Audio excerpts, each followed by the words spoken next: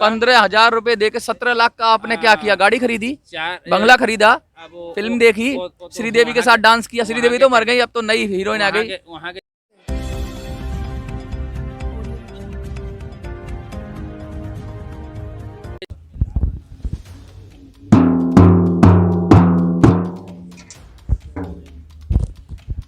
कुछ आवाज आई आपको? आई होगी तो आपको समझ में आएगा कि ये आवाज़ क्यों की है मैंने। ये आवाज़ इसलिए की है कि आज भी देश के अंदर गिरमिटियाँ हैं, आज भी देश के अंदर बधुआ मजदूर हैं। और ये ढपली इस बात का इशारा कर रही है कि अगर आप इस बात को नहीं मानते हैं तो आप झूठ बोल रहे हैं, आप सफ़ेद झूठ बोल रहे हैं।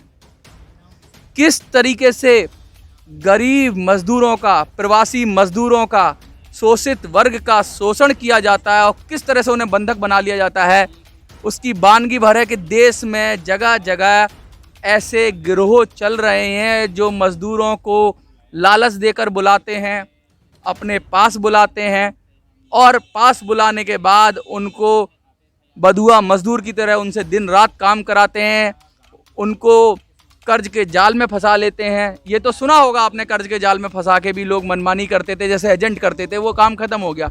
लेकिन ये बधुआ मजदूर हैं। कश्मीर हो, पंजाब हो, किसी भी देश के कोने में चले जाओ, जो समृद्ध हैं वो समृद्ध लोग किस वजह से बने? इन मजदूरों की वजह से बने हैं, इन मजदूरों की वजह से बने हैं, इनकी मेहनत की वजह से बने हैं। और जब इनको इनका हक मारकर बधुआ मजदूर बना लिया जाता है तो क्या क्या दिक्कतें आती है। आज ऐसे ही बधुआ मजदूर की कहानी हम सुनाएंगे। बधुआ शब्द मैं इसलिए कह रहा हूँ कि जिसको जकड़ लिया हो, बांध लिया हो चारों तरफ से, जिसकी ज़िंदगी पूरी काबू में कर लिया हो कि तू कहीं जाएगा नहीं, तो ऐसी ही कहानी है। आपका नाम बताओ। मेरा नाम अजय कुमार है सर जी। आप अजय कुमार जी कहाँ के रहने वाले हो? आप छत्तीसगढ़ के रहने वाले हैं, छत्तीसगढ़, जिला बिहार, जानकी। बंगाल। बहुत गरीबी है हमारे देश में। मजदूर वहाँ से माइग्रेट करता है, जिन्हें हम प्रवासी मजदूर भी बोलते हैं। दिल्ली जाएगा, पंजाब जाएगा, श्रीनगर जाएगा, देश के सदर्न पार्ट में जाएगा, काम की तलाश में जाता है, रोजगार की तलाश में जाता है। सरकार को रोजगार तो देना ही चाहिए उसको। मजदूर को नरेगा, मनरेगा सब फेल हैं, सब फेल है। मैं कह रहा हूँ अगर इनको इनके घर पे रोजगार मिल जाएगा तो 200, 300, 400 रुपये की दिहाड़ी को छोड़ घर पे ही कमाएंगे ना। 300 रुपये के लिए अपना घर बार छोड़ के क्यों जाएंगे इतनी दूर? तो सारी योजनाएं जो रोजगार गारंटी योजना है, इस मजदूर के सामने सब फेल हैं। तो आप छत्तीसगढ़ से निकले, कहाँ चले गए आप? हम लोग पंजाब गए थे। पहले पंजाब गए थे? पहले पंजाब में कहाँ गए? पंजाब के हम लोग वहाँ गए थे, चीमा बाट में थे, हम लोग काम कर रहे थे। क्या काम करते थे आप? वहाँ ईंट बना रहे थे। ईंट बना रहे। ईंट भट्टों के बहुत सारी कहानियाँ सुनी होंगी कि भट्टों के मालिक का अत्याचार, मजदूरों पे फिल्में भी बनी हैं। लेकिन ईंट भट्टा एक ऐसा कारोबार है जिसमें सबसे ज़्यादा कहें तो शोषण के मामले मिलते हैं मजदूरों के। छोटे छोटे मकान बना लेते हैं, दबड़े बना देते हैं, वहीं पे लेबर रहती है, 24 घंटे काम करती है और उसका जितना चाहे शोषण करते हैं। वही भट्टे मालिक अपनी दुकानें खोल लेते हैं, वही इनसे किराया वसूलते हैं। नोएडा और गुड़गांव में तो ऐसे सिंडिकेट बन गए थे कि उनका सामान भी उन्हीं की दुकानों से खरीदोगे, इस तरह का व्यवस्था भी बना ली थी। एक पूरी तरीके से घेर लिया था कि पैसा हमसे लोगे भी तो हमारे सिस्टम में ही खर्च करना है। तो क्या समस्या आ रही है आपको? वहाँ से हम लोग अच्छे से काम कर लिए थे, फिर वहाँ अच्छे से हम लोग काम किए गए हैं। फिर वहाँ के कश्मीर से एक ठेकेदार आया वहाँ। फिर उसने बोला हम लोगों को कि आप काम करने के लिए जाओगे क्या बाहर? हमने बोला हम लोग नहीं जाएंगे, हम लोग श्रीनगर जाना है। ऐसा बोला कश्मीर, तो हम लोग नहीं जाएंगे बोला। तो फिर क्यों नहीं जाओगे बोला, तो हम लोगों को वहाँ जाने की इच्छा नहीं। तो उसने बोला हम लोग अच्छे से सुविधा देंगे आपको रहने के लिए, पीने पानी के लिए और हमें अच्छे से पैसे देंगे, ऐसा बोले थे, वादा बोले थे। फिर हम लोगों को बहलाया फुसलाया, लालच दिया, सुविधा दी। गरीब आदमी को क्या चाहिए? 2 वक्त की रोटी, रहने के लिए घर, या फिर शौचालय की व्यवस्था, अच्छी कंडीशंस, वो मजदूरी के लिए चला जाता है।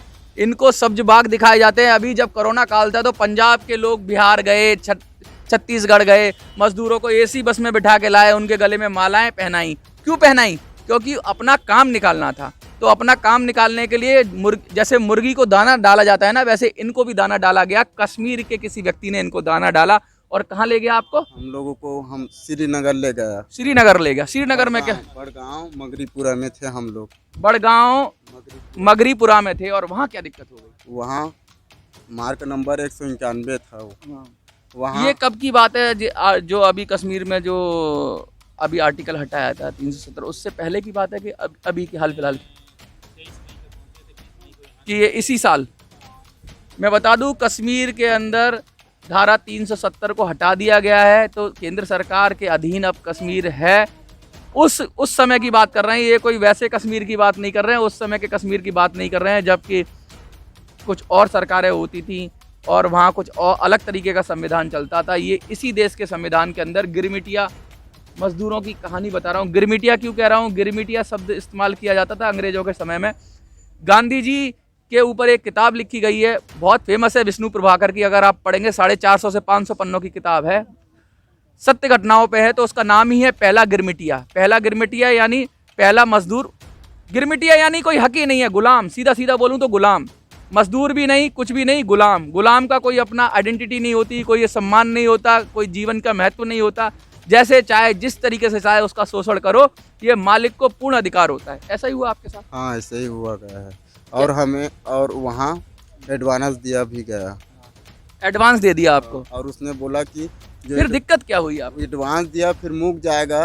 हाँ। तो आप लोग घर जा सकते हैं। मतलब एडवांस जो दिया है वो खत्म हो जाएगा, तब आप अपने घर जा सकते हैं। फंस कैसे गए आप बताइए थोड़ा सा। आप थोड़ा सा बताएंगे पूरी बात? आप इनके साथ ही थे? हाँ, इधर आ जाइए आप। उसने एडवांस दिया सभी को थोड़े थोड़े। हाँ, एडवांस का लालच दिया, मतलब दाना डाला। 15,000। हाँ। तो सब लोग खुश हो गए होंगे। तो मना करना चाहा कि हम लोग एडवांस नहीं लेंगे। क्या कि एडवांस लेकर मालिक लोग ऐसा कुछ लेबरों के साथ में अच्छा व्यवहार नहीं करते हैं और फंसा कर रखते हैं बंधक बनाकर, ऐसा कुछ अनुमान लगाया था। पर उसने कहा कि ऐसा कुछ नहीं होगा, आप लोग ले लीजिए और उसके बाद में आप लोगों के साथ में ऐसा कोई जास्ती नहीं होगा, आप लोग बिल्कुल आज़ाद रहेंगे। जब आपका कर्जा मुकेगा, जब आप कभी भी अपनी मर्जी से अपने नहीं, एडवांस देने के बाद भी कोई बंधक नहीं बना सकता। ये कानून है देश का कि अगर कोई ज़्यादा से ज़्यादा कोर्ट में जाके अपना पैसा वसूल सकता है, ये नहीं कि आपको बंधक बना के काम ले लेगा। उसी एडवांस के बहाने में उसने कहा कि आज तक आपका कर्जा नहीं मुका है, ऐसा करके अभी हम लोगों के ऊपर में 17 लाख का उसने कर्जा बताया है। अब मतलब और हम लोग 15,000 रुपए दे के 17 लाख का आपने क्या किया? गाड़ी खरीदी, बंगला खरीदा, फिल्म देखी, श्रीदेवी के साथ डांस किया। श्रीदेवी तो मर गई, अब तो नई हीरोइन आ गई। वहाँ के ठेकेदार है, भट्टे के मालिक, उसको पता चलेगा कि हम लोगों ने क्या क्या किया, हम लोगों को कहाँ होटल में रखता था, क्या करता था। 5 स्टार होटल में रखा था, तो 17 लाख रुपये BMW में घुमाया था। और हम लोगों का वहाँ पे कोई 9,70,000 हम लोगों का पैसा बन रहा है, जो हम लोगों को वो देगा। वहाँ का जो है ठेकेदार है, वो पैसे को देने के बहाने में ज़बरदस्ती कर्जा बता रहा है और सभी मजदूरों के सर पे ना खाता ना भाई, जो ठेकेदार बोले वही सही। हाँ, बस वही। आने जाने नहीं दे रहा था और मार पीट रहा था। ये आदमी 15 लाख कोई दे देगा इसको कर्जा?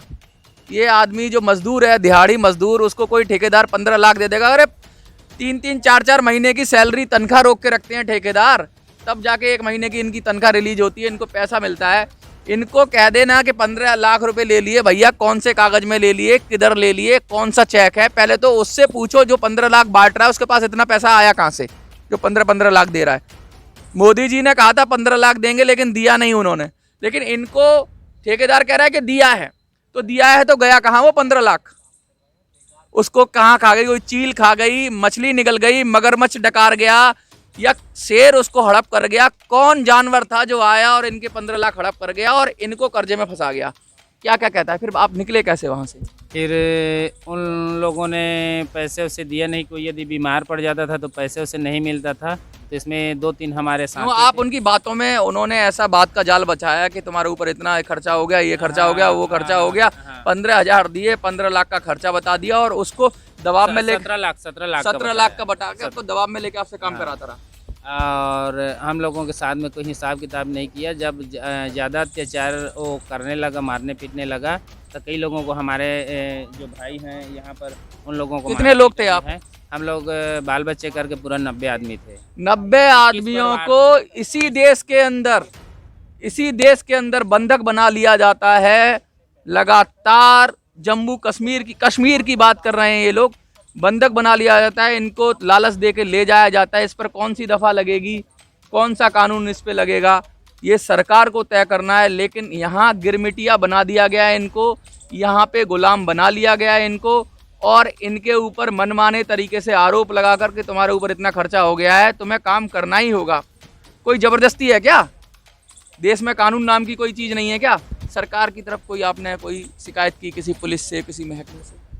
नहीं, हम लोगों ने वहाँ हम लोगों को किसी से मिलने का इजाज़त या पुलिस वाले से कुछ मदद मांगने का समय नहीं होता था। यदि एक पुलिस वाले जो पेट्रोलिंग वाले आए थे भट्टे में, उससे हम कुछ बोले थे। बाद में जब हमारे साथ में जो लेडीज़ थे उसके साथ में छेड़छाड़ किया गया तो बलात्कार करने की कोशिश किया गया। देखिए मतलब क्या, जैसे मैंने कहा ना कि गुलाम की कोई वैल्यू नहीं होती, उसके परिवार की, बच्चों की, महिलाओं की कोई इज्जत नहीं होती। कितनी बुरी दशा की बात कर रहे हैं। उसको तो पकड़ के फांसी पे लटका देना चाहिए। ऐसे आदमी को तुरंत फास्ट ट्रैक कोर्ट बिठाना चाहिए। जो इस तरह की घिनौनी हरकतें कर रहे हैं, जो बदुआ मजदूर बना लेते हैं, उनके साथ क्या होना चाहिए? उनके साथ बिल्कुल भी सभ्य समाज के अंदर इस तरह की दरिंदगी बर्दाश्त करने के काबिल नहीं। अगर इनके आरोप सही हैं तो तुरंत सरकार को त्वरित एक्शन करना चाहिए, टास्क फोर्स बिठानी चाहिए और उठा के लाना चाहिए उस आदमी को जो इनके परिवार की महिलाओं से बदतमीजी कर रहा है। अगर नहीं सरकार करती है ना तो धिक्कार है ऐसी सरकार पे। कैसे बचे आप वहाँ से? तो फिर हम लोग जब वो पेट्रोलिंग वाले पुलिस को बुलाया तो हाँ, हम बोले कि ठीक है, आप इसके नाम पे FIR दर्ज कीजिए और उसका पावती दीजिए। तो बोले ठीक है, आपको 2 घंटे बाद थाने में बुलाते हैं और आपको रिपोर्ट लिखवाएंगे, आपको पावती दे देंगे। फिर उसने उस जो आरोपी था उसको लेकर उसके घर में छोड़ दिया या उसके आधे रास्ते में लेकर छोड़ दिया कहीं और वो चला ये कॉमोबस सभी जगह की स्थिति है पुलिस के साथ कि पुलिस एक तरफ एक पक्ष लेने लग जाती है और जो विक्टिम है उसको ही प्रताड़ित करने लग जाती है, और जो अपराध करता है उसको एक तरीके से संरक्षण सा देने लग जाती है। इन्फ्लुएंस होकर दिक्कत हो जाती है। पुलिस के साथ ये अक्सर हो रहा है, शिकायतें होती हैं। फिर आपने क्या किया? फिर जो और उसके साथ में जो दूसरा पुलिस था वो हम लोगों को डंडा तोड़ा और मारने पुलिस वालों ने भी मारा? पुलिस वालों ने भी मारा? उसने डंडा तोड़ा और मारने की धमकी दिया, मतलब डराया उसने? नहीं मारा। और जब हम लोग केस किए तो हम लोगों को वहाँ से ज़बरदस्ती मारपीट कर इधर उधर कर रहे थे, और वहाँ की जो प्रशासन है वो हम लोगों के साथ में अच्छा व्यवहार नहीं किया। एक आदमी को मारा था 2 महीने पहले, तो वहाँ का जो SDM है वो बोले कि 2 महीना पहले मारा था तो निशान कहाँ है दिखाओ। तो 2 महीना पहले उसको थप्पड़ मारा था। 2 महीने के बाद में वहाँ के SDM जो है उससे निशान ढूंढ रहा था। मैं बोला 2 महीने का निशान आपको मिलेगा, आप SDM हैं, आप इतना पढ़े लिखे हैं, आप इस बात को सोच सकते हैं। देखिए प्रशासन की, देखिए क्या बोलेंगे, इतनी नगण्यता देखिए या बिल्कुल ही संवेदनहीनता देखिए, सही शब्द तो संवेदनहीनता देखिए कि प्रशासन को मतलब ही नहीं है कि एक इंसान के साथ किस तरह का क्या कानूनी तरीके होते हैं काम कराने के लिए। क्या उसके पास लाइसेंस था मजदूरों के साथ काम कराने के लिए? अगर था तो किस तरह का इनके घंटे दिए गए थे? क्या इनका कुछ नॉर्म से वो पालन किए गए थे? इनको किस कंडीशंस में रखना है वो पालन? कुछ नहीं। बस उसने बधुआ मजदूर बन गया और उसको गिरमिटिया की तरह इनको ट्रीट किया गया, गुलामों की तरह ट्रीट किया गया, मारा पीटा गया, और प्रशासन का इसमें सहयोग रहा। इसका ऐसा इनका आरोप है। फिर आप वहाँ से निकले कैसे? फिर वहाँ से जो पुलिस वाले गाली उली दिए, हम तो पहले वहाँ के जो DC है उनसे ही मिलना चाहते थे। फिर हमारे सामने कितना 8-10 लोग आए कि वहाँ से मैं DC फखरुद्दीन हूँ, बोलता है DC फखरुद्दीन मैं हूँ। मैं बोला सर आप लोग रोड में मिल रहे हैं, पहले तो रोड में मिल रहे हैं तो आपका नहीं, कोई वो प्रूफ बात तो नहीं हो है। गई, तो प्रशासन ने आपकी कोई हेल्प नहीं की। मैं अगला सवाल मेरा ये है कि वहाँ से निकले कैसे आप? वहाँ से हम लोग जब गाली दिया और वहाँ से ज़बरदस्ती हम लोगों को धक्का मार के निकालना, मतलब वहाँ का उसको जो लग पुलिस है, उसको लग भट्टे गया, के मालिक है उसको वो। लग गया कि अब ये मेरी आफत आ जाएगी जान हाँ, को, हाँ, हाँ। तो उसने खुद ही आपको वहाँ से ज़बरदस्ती गाली देकर मारपीट कर जब तक भगाया। उसने शोषण करना था कर लिया, हाँ, लेकिन हाँ। जैसे ही उनको लगा कि ये बात बिगड़ गई और है। साथ में पुलिस और SDM भी थे। वहाँ का जो एक पुलिस वाला है जिसका वीडियो बनाया, वीडियो तस्वीर उसका मैं अभी भी रखा हूँ, वो पुलिस वाला हम लोगों को गाली दिया और अब आप मारपीट क्या कर चाहते वहाँ से हैं? भगाया। आप क्या चाहते हैं? तो हम चाहते हैं कि जो हमारा अधिकार है, जो एक लेबर के जो कानून के तहत उसके हिसाब से हमारे साथ में न्याय हो, और इसी मांग को लेकर हम आए हैं यहाँ। जो गवर्नमेंट है हमारे तो साथ आपने कोई ज्ञापन दिया है?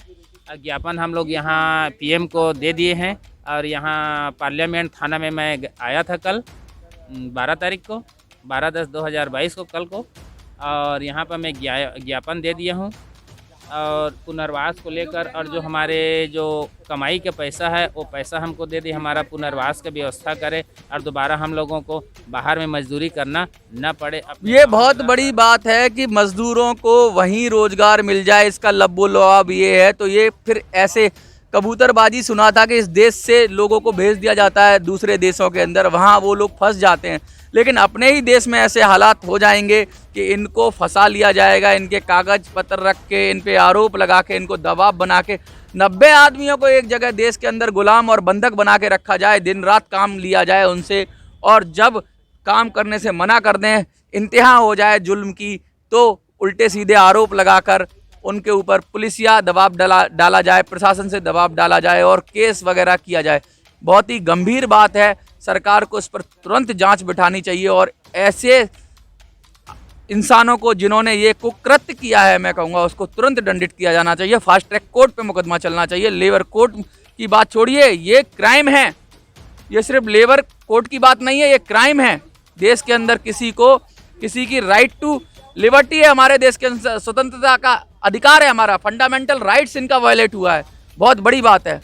देखते रहिए मिनी संसद, और आपको वीडियो अच्छी लगती है, इनकी अच्छी तो लगेगी, क्या संजीदा लगती है आपको वीडियो, तो ज़रूर इसको शेयर करिए, दूर तक पहुंचाइए, जगह जगह पहुंचाइए, अधिकारियों तक पहुंचाइए, टैग करिए।